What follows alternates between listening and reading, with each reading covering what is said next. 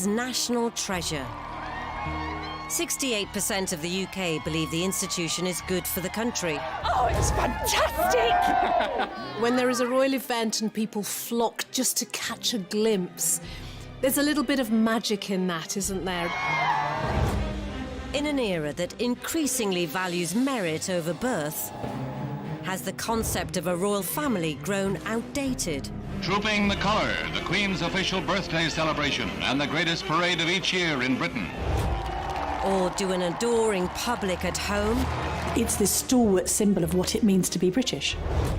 And away. Remain loyal. There were at least 1 million people on the streets to see the Queen.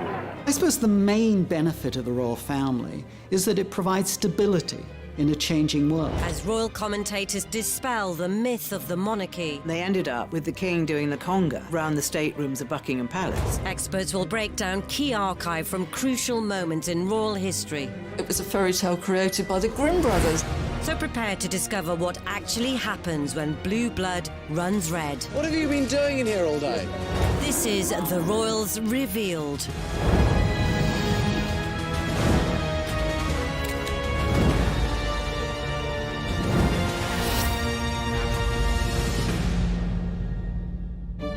In this episode, we reveal the money the royal family receive is on the up. At the time, an MP famously described it as a golden ratchet. The money would always go up, but never down. The royals carry out 3,500 engagements a year. It seems like people are getting a good bang for their buck. But in an uncertain financial climate, This is a huge amount of money draining away from the public purse. with all the private planes, trains, and pimped-up automobiles, Well, the Queen is the most travelled monarch in all history. Princess Elizabeth and Prince Philip board a plane for the 30,000-mile tour around the world. not to mention the pomp. The royals are like celebrities. When they wear a certain brand of something and we like it, we all want to wear that too, or have a bit of that too, that royal sparkle. Palaces, How did she get those particular properties which are allegedly privately owned? She got them because Queen Victoria and Prince Albert went to Parliament cap in hand. Parliament increased the amount of money they gave to the Queen. What she did was use that extra money to buy Sandringham and Balmoral, which therefore ought to belong to the state. and pageantry that comes with the territory. One of the things that about Elizabeth that I've never seen contradicted is the sense that she puts duty first, almost to an insane degree. Are they truly worth it? It's a bad deal in terms of value for money, and the taxpayer getting ripped off.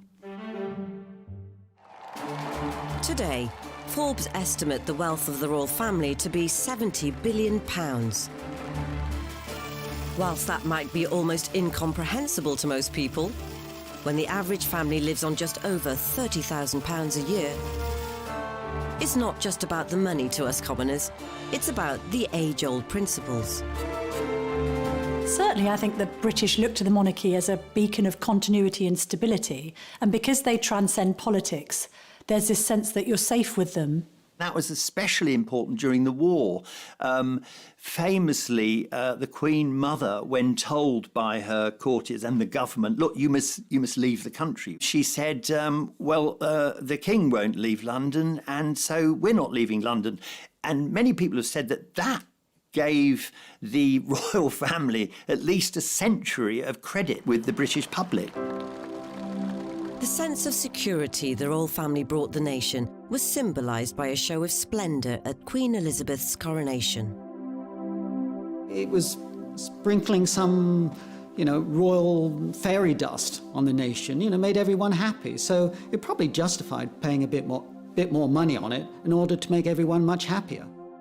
I was a kid, I saw the coronation, and what really came off at the time of coronation was sweets, which pleased everybody, sweets and biscuits. Though some might argue the expense was elaborate in such austere times. People were on rations just after the Second World War, in the run-up to the coronation, but actually the cash was splashed a bit to cheer people up after what had been a really difficult period and have this focus of Britishness, really, a celebration of the pomp and pageantry, which had been partly responsible for helping the Allies to win the war. And it was a tremendous day, and it was a tremendous start to the Queen's to the Queen's reign. And the way to maintain the monarch's new momentum was to get immersed among the masses. Walkabouts were nothing new. King George V, Queen Mary, did walkabouts during their reign. But for the Queen, it was a novel idea. It was something new. It was something that it brought her closer to the people. It brought the people closer to her. Throughout her life as the figurehead of the royal brand, the Queen has notched up over 20,000 engagements during her reign, providing morale boosts to workforces and the public at large. On a visit to Scotland, Queen Elizabeth and Prince Philip visit the ancient kingdom of Fife, coal rich for over 7 centuries. And to the delight of Scot miners, descend Roth's Pit, newest of the Fife collieries. It's the first time the Queen has ever gone down into a mine. A novel and entertaining experience for all concerned. Elizabeth's white coveralls remain almost spotless, testimony to the modernity of the Roth's mine. She knows that there may be occasions when people see her for one time in their life and talk about it for years afterwards. So she wants to make that memorable. She has made it her mission to be so and has encouraged other members of the royal family to be as transparent and obvious as she has been, so that people feel that they're getting their money's worth and that they're getting to see the royals in action. She is that one constant figure. And I think when you see someone embedded in the culture, you actually get used to them, that they're a trust figure, they're part of the furniture. She's kept abreast with social, economic and political matters in weekly audiences with 14 prime ministers, and ensured the UK remained in close contact with hundreds of heads of state. De Gaulle's visit is a major public event as well, a high ceremonial occasion. With the Queen, he rides in an open carriage, escorted by the household cavalry in full regalia to the palace, through streets lined with curious and cheering Londoners.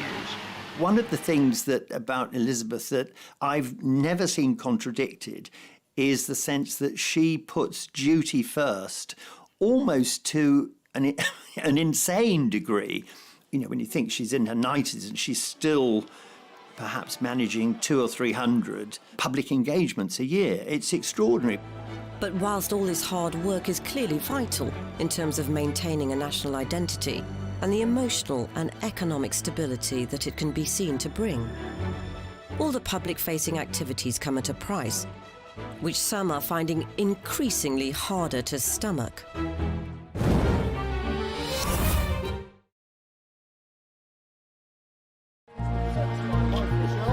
The question of whether the royals are worth it is certainly nothing new, and so throughout her lengthy reign, the Queen has ensured her family are always seen to do their bit for society. And supporting the community has always been top of the agenda. It was to aid the fund for building a vestry at Crathy Church near Balmoral that members of the royal family and their household helped at a sale of work at Abergeldy Castle. The Queen herself acted as a seller. What a terrific thrill for the customers. Princess Margaret was in charge of another section of the stall, and the Duke of Edinburgh, who proved a very brisk salesman, had a joke for every buyer. I think few would be able to resist the opportunity to see the Queen if she was visiting locally. Yes, there are Republicans that aren't interested in the monarchy at all, although few of them find fault with the Queen as an individual, because she famously hasn't really ever put a foot wrong. But there's a sense that everyone wants to be able to say, I saw the Queen once, and she said this, or she did that. People want to capture that moment. But in order to carry out these duties, the Queen has been entitled to an annual chunk of cash, which has been on the rise for over 250 years. In 1760, the government came to an arrangement with George III whereby the royal lands were handed over to the public, and in return for that, the king at the time was granted money each year to meet his expenses, called the civil list. That existed until really just a few years ago, 2012, when it was replaced by something called the sovereign grant. At the time, an MP famously described it as a golden ratchet. The money would always go up, but never down. And so it's proved. The civil list, for example, in 2011 was £7.9 million a year.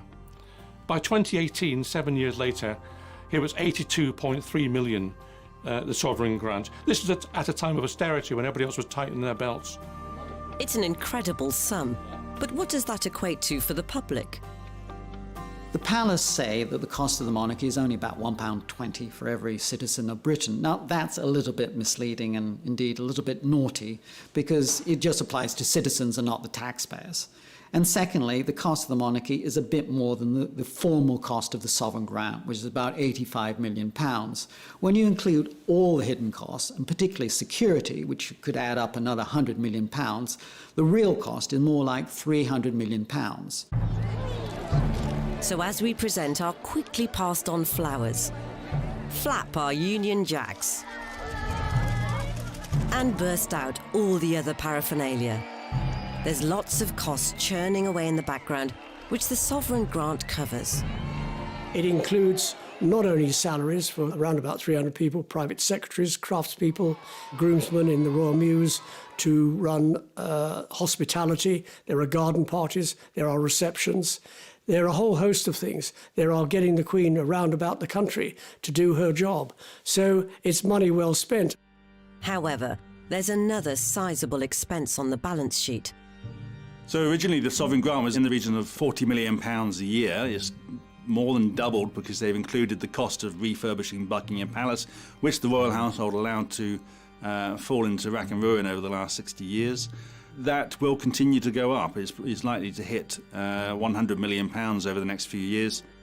But those aren't the only renovations which have caused a Republican backlash. After the fire at Windsor, the government suggested the public should pay for Windsor Castle to be rebuilt and refurbished. And there was an outcry, and in the end, the money had to come from the Queen via entrance fees to Buckingham Palace. But when it came to refurbishing Buckingham Palace, £359 million, the taxpayer pays all of that. So about 10-15% of the grant really is earmarked to going for that refurbishment. At that percentage, it will be around a decade before all the work is done. So in the coming years, the Queen must delegate both cash and royal responsibilities carefully among the rest of the family.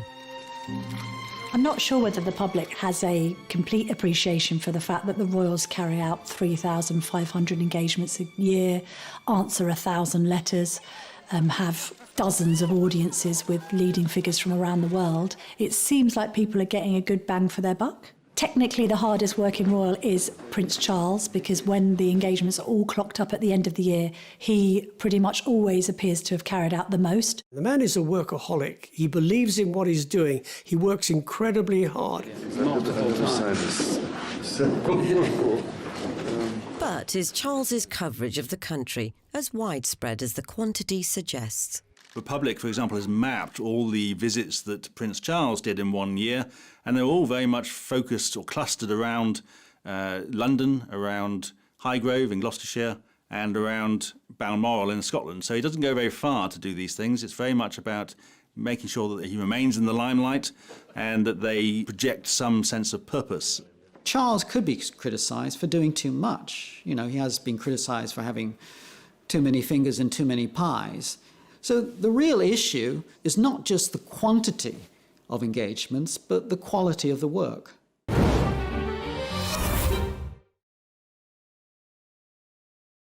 So, are the rest of the firm pulling their weight and adding value to society? Princess Anne is always regarded as a legendary royal trooper because she very much likes to pack the engagements in. And indeed, it's not unheard of for Princess Anne to do 7, 8 or 9 engagements in one day. An impressive stat, yes.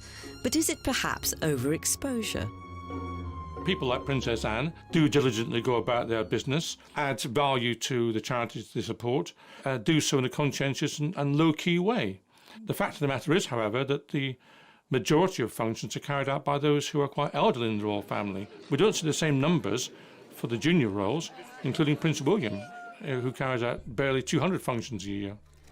And there will always be debate as to how large a team the Queen can justify. There are currently 16 members of the royal family who are considered working royals, like Princess Alexandra. Who is Princess Alice, for example? Has anyone heard of her? You know, what does Princess Michael of Kent do these days? You know, why do we need these people? In the past, those titles would have meant something even if you didn't recognise them. I think these days, not recognising them would cause most people to think, well, why are we still paying for them? This isn't just a Republican viewpoint. After the Queen goes, Charles says he wants to slim down the royal family, which is him and Camilla, Kate and William, and their children with the rest of the royals off the payroll. But for those that still live off the sovereign grant and the general financial security that brings, just to recap, 86 million quid at the last count. They're expected to promote the royal brand with dignity, and usually that will involve a stint in the armed forces. The military is a safe option for the royal family. There's no commercial prerogatives. You're kept out of the way.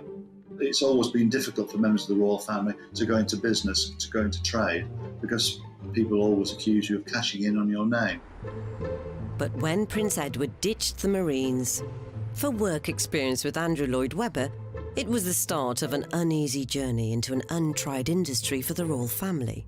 It's the lowest rung on the learning process of working in theatre, and he will have no status whatsoever. We will not be using him in any PR capacity, purely as an employee to learn the business. Edward's working ambitions were truly uncharted territory. And what he then seemed to think that he could do was to bring the stage to the royal family and put them on the stage. And clearly, as far as he was concerned, let's get rid of all the old cobwebs, let's show how wonderfully entertaining we all are. His plan was to do a charity remake of a knockabout assault course TV classic. The Duchess of York was first off the coach, bringing the royal family and their teams to Alton Towers. Prince Edward was already there to meet them, well into the spirit of the day, sporting a silly T-shirt. Royal Knockout was an unmitigated disaster. It was one of those things that, like, maybe on paper or in theory seemed like a good idea, and then as soon as it was on the screen, it quickly became apparent what a bad idea it was. The broadcast footage is now under embargo, yet body language expert Judy James recalls the impact it had on viewers. It was dreadful for the public because the public wanted to see more of the royal family, and I remember when that was advertised, great, let's see them being funny and everything like that. But when you get what you ask for and it's awful, you know straight away, actually, no, I'd rather have them with their hands behind their back and not speaking too much. Edward's press conference afterwards did little to add merit to the venture. First of all, I have to apologise if I go to sleep at the middle of this. Media were not allowed to watch proceedings live. We had to watch it on television. And it was a cold day, it was in a tent, there were no refreshments. And Edward came in at the end of it and sat at a table, sort of slightly raised, and looked at the assembled crowd of media and said, well, what do you think of it? And I know the captains have enjoyed themselves. I only hope that you've enjoyed yourselves. Have you? You could have heard a pin drop. Well, thanks for sounding so bloody enthusiastic. What have you been doing in here all day? Have you been watching it? Yeah. What did you think of it? Thanks. I thought it was great. The headline the next day was, "It's a walkout," which just about summed it up. I think Edward had set himself up to be a champion in his own right. This was his star of the royal family. His brothers had been heroes, they'd been in the armed forces, etc., but he was going to do it theatrically and do this wonderful show that everybody would love him, and the royal family would say, oh no, Edward, you are now the most famous member of the royal family, and it didn't quite work out like that. I suppose it's difficult being the fourth son of the monarch. You don't really have a role, you have to create one for yourself. After an ill-fated foray into TV production, Edward was ultimately brought back in line as a working royal. There's this sense you've got to behave properly because you've got to be accountable. You've got to show that you're dutiful above all else, almost to the point sometimes where you've got to sacrifice your private life for duty. And that's a very difficult thing for many people. I mean, the royals are only human after all. It's no easier for them to do that than it would be for any of the rest of us who are not in the spotlight. Recently, the Queen's grandson, Peter Phillips, also fell foul in trying to do his own thing. They're entitled to their private people, but what is wrong is when they then invoke the royal name to boost their commercial activities. Peter Phillips was busy selling milk to the Chinese and pretending it all came from Windsor, and the royal family drink this every morning and so on. That was an attempt to use his links with the royal family for commercial activities. That's entirely improper. One necessary activity for working royals is to represent the UK abroad. And whilst news reports may focus on how they sample regional delicacies, don the local dress, and generally embrace the culture, there's lots of crucial work going on off camera. Ever since before she ascended the throne, the Queen has been instilling royal values all over the world. Well, the Queen is the most travelled monarch in all history, and because she is the head of the Commonwealth as well as head of state in the UK, she needs to travel to Commonwealth countries to make sure that those countries appreciate the fact that they're seeing their Queen in the flesh. The royal family are our secret weapon in selling the UK abroad. Various governments abroad in foreign countries are more likely to take note of the United Kingdom if there's a member of the royal family on their doorstep rather than some dishevelled politician. They can see politicians anytime. They can't see the royal family at any time. It's absolutely right, of course, that the Queen and members of the royal family travel abroad to represent this country. However, some members of the royal family believe that, first of all, they do not have to use commercial airlines, but they must travel by private jet at vast cost to the taxpayer. People perhaps think that this is excessive. I would say the counter-argument to that is you can't expect the Queen necessarily to go on EasyJet. At its peak, the annual travel spend was a whopping 18 million. These days, it's nearer to 3 or 4. But besides flights, how do they spend so much? They always take large teams with them, including hairdressers, including dressers and valets, and of course their whole press team. So this rapidly becomes a very expensive venture compared, for example, to an ambassador or politician who would cost a fraction of that because they simply wouldn't get away with taking that kind of team with them. And let's not even get started on the outfits. I mean, the royals don't do capsule wardrobes. The Canada leg of this tour, 6,000 kilometres, approximately 50 separate events, and of course 40 outfits. There may be a job in the morning that requires trousers, an afternoon job that requires a floaty summer dress, and in the evening, full white tie attire. This is a world away from a typical family holiday. It's a family holiday multiplied by the hundreds. Whilst it may seem to cost the earth for the royals to travel the globe, it's all about adding deeper value to the union at large. Absolutely, it's a way of maintaining shared history. Also, it gives a morale boost to countries to see royalty there. It also serves to keep ideas of republicanism at bay. Australia's flirted with the idea of republicanism, Canada's flirted with the idea of it, and it's no surprise perhaps that both of those countries have recently been visited by high-profile royals, including the Duke and Duchess of Cambridge and their children. They made it real. They brought the monarchy to the people. With such strong international relations to withhold, it's been integral for the Queen to ensure her representatives maintain her good name. But financial controversies in the recent past have seen the notion of royal entitlements come under fire.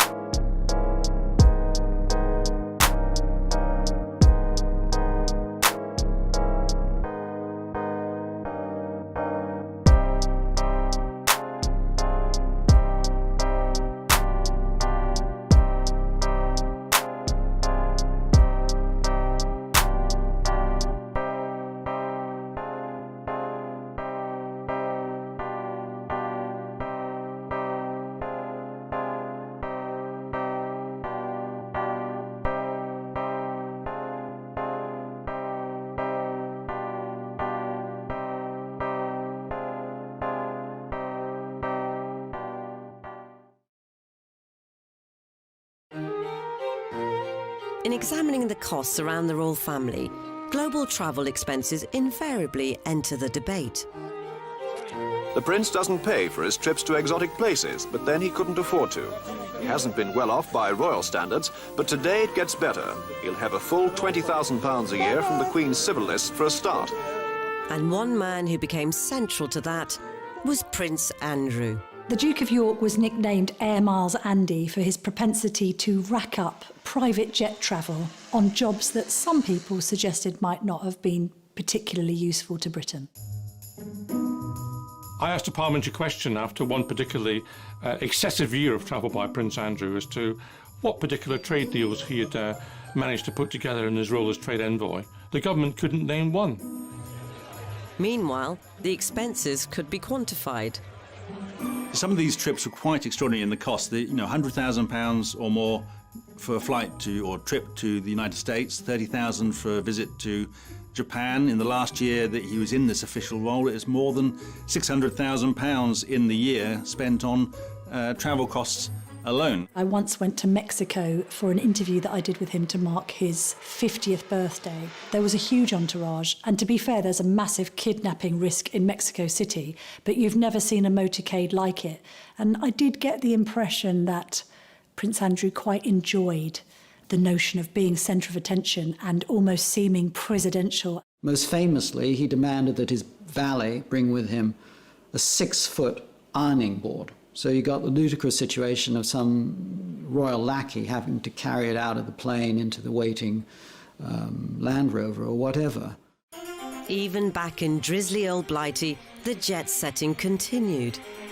He's become known as Air Miles Andy. This private jet is taking the Duke of York to Newcastle. Bad weather had grounded the royal helicopter. It was a reminder of repeated accusations of extravagance. Did you have to go by private jet to Newcastle? Yeah, because there was no other way of getting there and back, bearing in mind from what I was doing before and what I was doing afterwards. Well, there was this sense as well that Prince Andrew kept on taking helicopters to go short distances and private jets when surely a commuter train, God forbid, would have sufficed.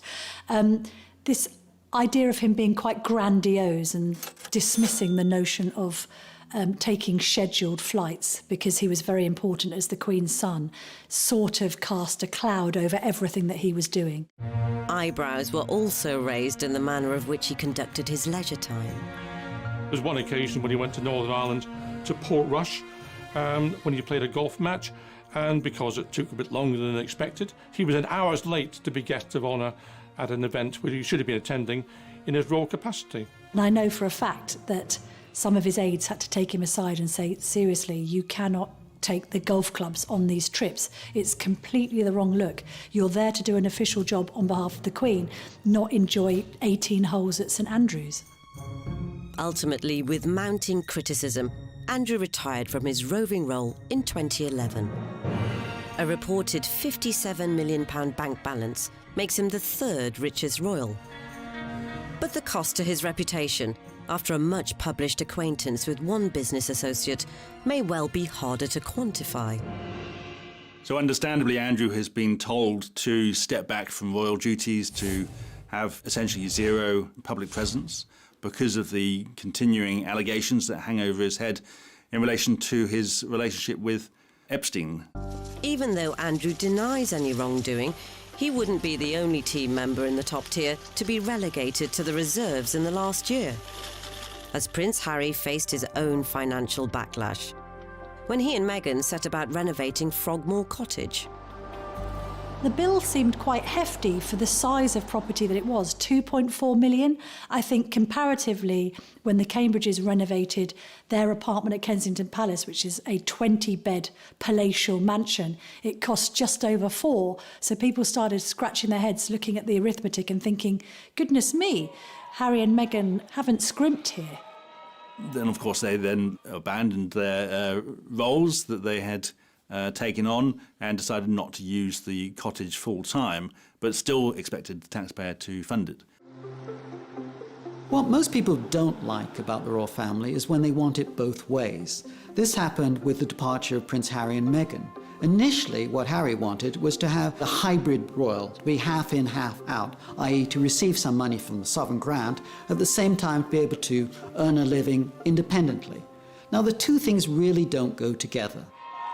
I think that most people in this country, your ordinary hard-working families up and down the UK, would think that having £30 million in the bank makes you financially independent. So the whole thing was a farce.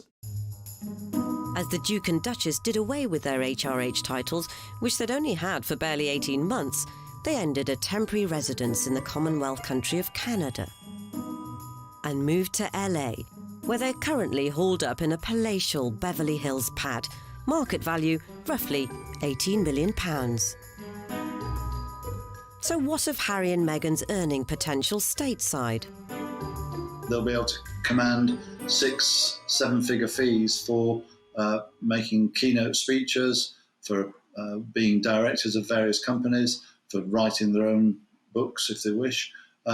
So I wouldn't worry about Meghan and Harry making a few bob. In fact, they've just signed a multi-year deal with streaming channel Netflix for reportedly £112 million. But even these eye-watering sums is small change compared to the biggest royal earners, as the Queen and Prince Charles control most of the family fortune. The Duchy of Lancaster is the Queen's ancestral estate. It's really a portfolio of land, mainly in Lancashire and Yorkshire.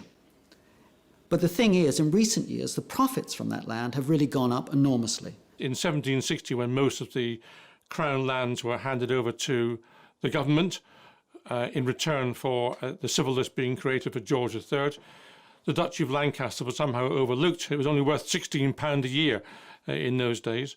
Now it's worth £533 million a year and produces an income stream for the Queen for her private use.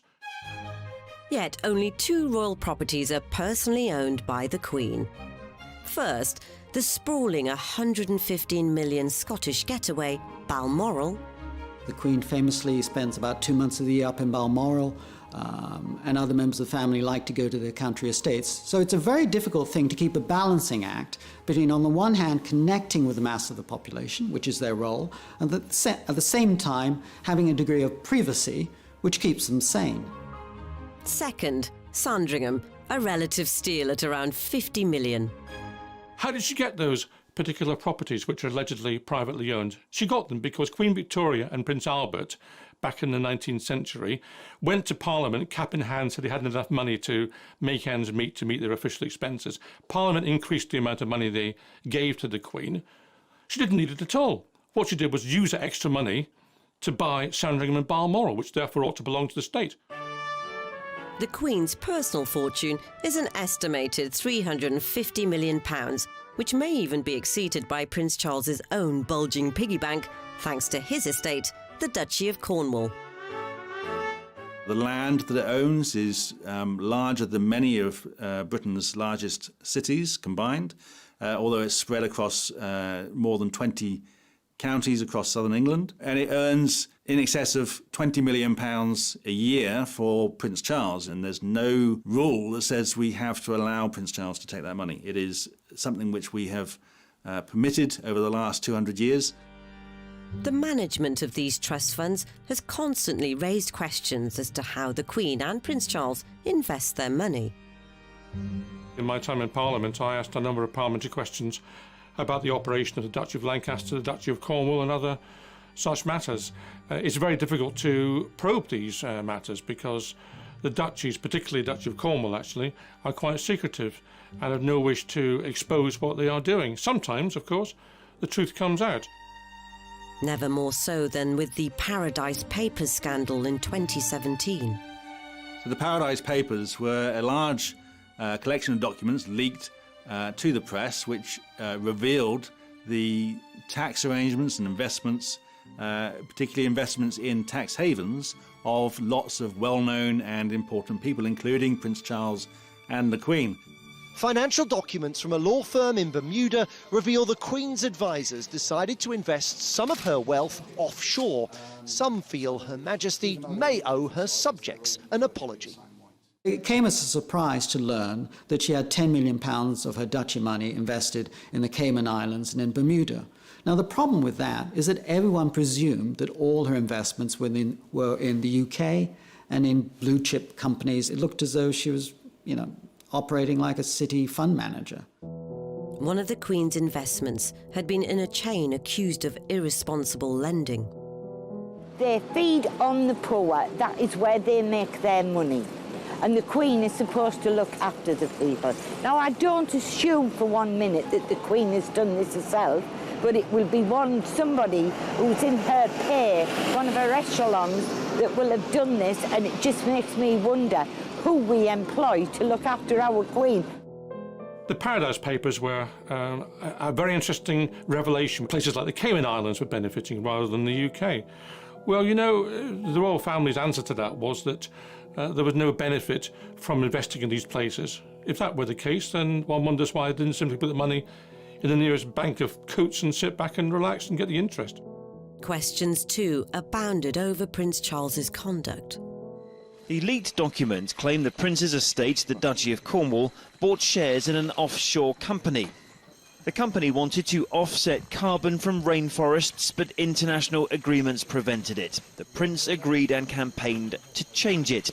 Was that a conflict of interest? Charles could have just said in one of his speeches, listen, I've been banging on about this issue for 20 or 30 years. I feel so strongly about it that I actually put my money where my mouth is, and I've invested in a green company. But he didn't say this, and it all emerged through a splash on the front page of The Guardian and exposed today by Panorama. Even though Charles reportedly has no direct involvement in the Duchy of Cornwall's investments, the vast sums of money behind the monarchy remain a divisive issue.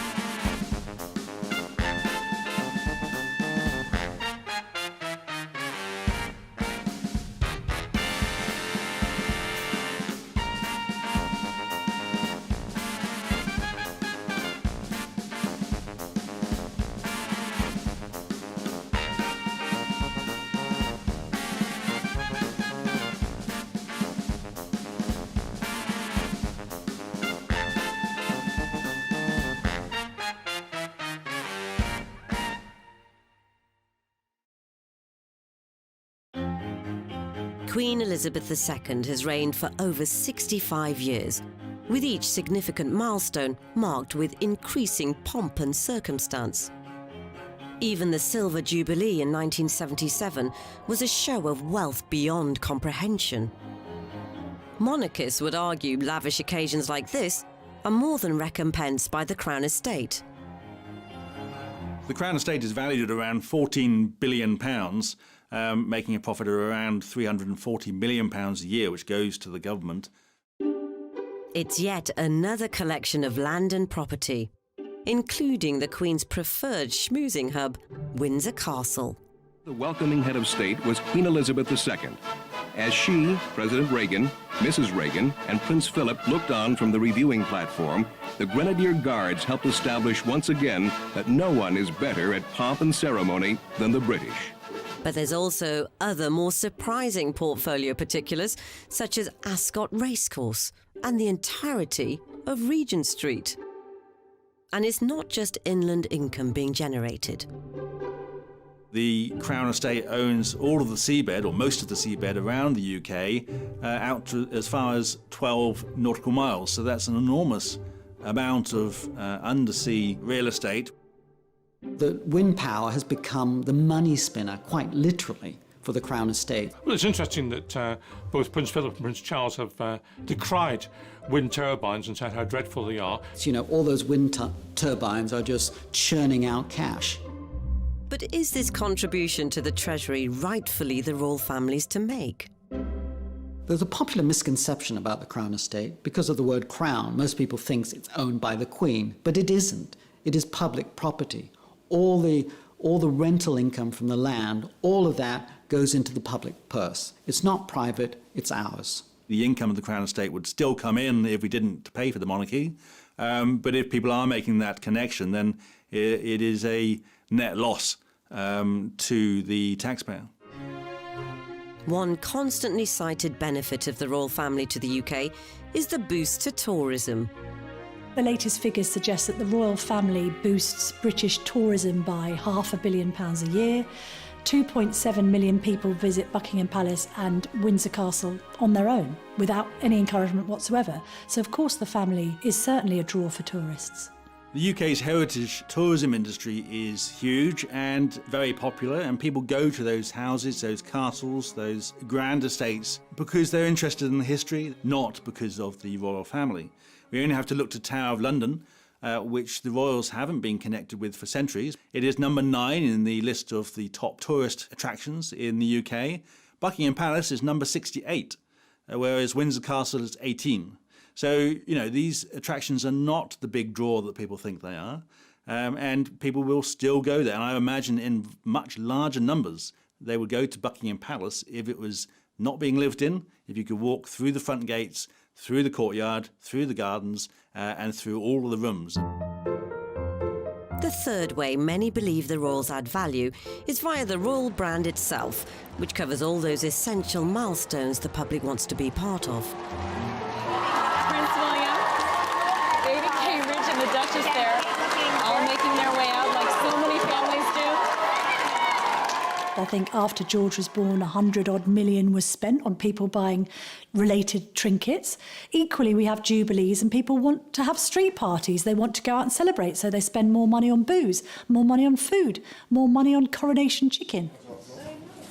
And all through their lives, we may copy what the royals wear or partake of items bearing royal patronage. The royals are like celebrities. When they wear a certain brand of something and we like it, we all want to wear that too, or have a bit of that too, that royal sparkle.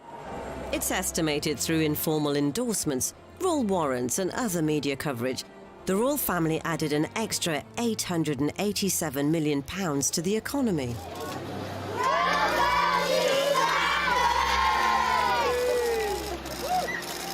It's a very nice costume. It's been argued that consumers are somehow impressed with or attracted by the royal brand. And again, you know, there is a market for royal brands. There is a market for lots of different brands. But the point is, the monarchy is not there to make us money. It's not there to be a brand. It's there to provide us with a head of state. So then, is there a point to suggest that it's impossible to quantify their true value to the nation? The royals have gone through times of great popularity, and also there have been downturns in their popularity. And I think we do have that two-way relationship, that when they're not meeting our needs as a nation, we can get pretty grumpy about that and let them know. For instance, when Diana died and we didn't see the Queen, I think public pressure was on her to change what she did. And the survival of the monarchy is a bit like maintaining tradition, but showing a willingness to be flexible. And that's what we like. Of course, there will always be doubters. The Queen has done her best for this country, and I think most people recognise the effort she's made to discharge her public duties. But the fact of the matter is that the royal family is, through no fault of its own perhaps, unhelpful to this country going forward. We have to recognise that Britain in 2021 is not the same country as Britain was in 1921. And the royal family, in that sense, holds us back. We have to recognise our new role in the world, not pretend that things have not changed. Maybe it simply boils down to the eccentricities of how the British people lead their lives. People often say, well, you know, the monarchy is part of that quirky nature of British life, but we don't put up with the royals or love the royals because of that quirky nature of the British character. It is because the royals serve a purpose. They serve their own purpose, and they serve a purpose for those in power, and so there's constant effort to promote them and to ensure that they are not put under such pressure and such scrutiny as to turn the people against them. It's part of the British culture, and to shift out of that, I think, would take tremendous change and tremendous growing pains. And I don't know that we are yet prepared for that, because every time there is a bit of a disruption or a shift, there is often a reaction to that. So Harry and Meghan deciding to step away has caused great consternation. It's like, how could you do that? Which shows the power of the royal family entrenched in the British psyche at the moment. We're told that the royal family is a major asset to this country in terms of the economy.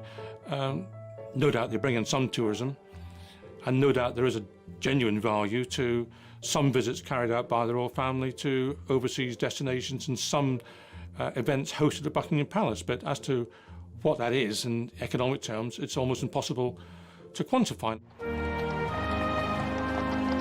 What we do know, with rather more certainty, is how much they cost us.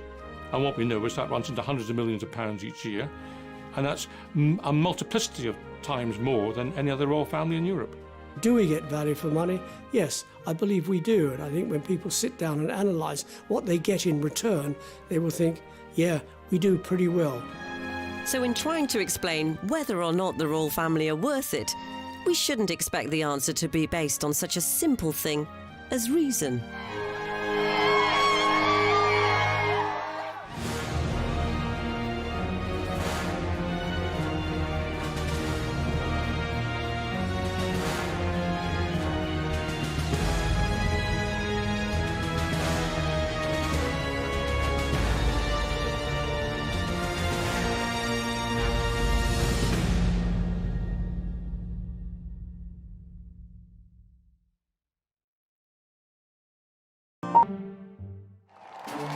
Today, Forbes estimate the wealth of the royal family to be £70 billion.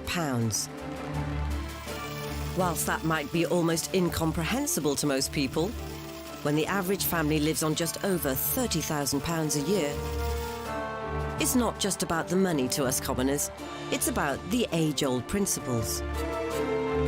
Certainly, I think the British look to the monarchy as a beacon of continuity and stability, and because they transcend politics, there's this sense that you're safe with them. That was especially important during the war. Famously, the Queen Mother, when told by her courtiers and the government, look, you must leave the country, she said, the King won't leave London, and so we're not leaving London. And many people have said that gave the royal family at least a century of credit with the British public. The sense of security the royal family brought